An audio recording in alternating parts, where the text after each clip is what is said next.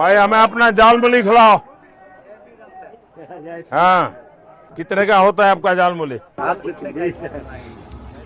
পশ্চিমবঙ্গের বিধানসভা নির্বাচনের উত্তপ্ত আবহে এক ভিন্ন ছবি ধরা পড়ল ঝাড়গ্রামে।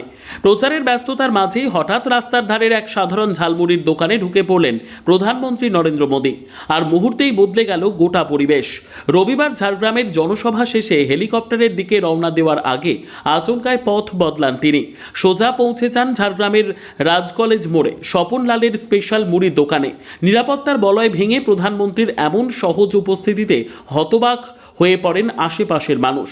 দোকানের মালিক বিক্রম সাউ, যিনি বিহারী বাবু নামেই পরিচিত, জানান হঠাৎই এসে নাম জিজ্ঞেস করলেন, তারপর বললেন একটা ঝালমুড়ি বানাতে। খেয়ে বললেন খুব ভালো হয়েছে।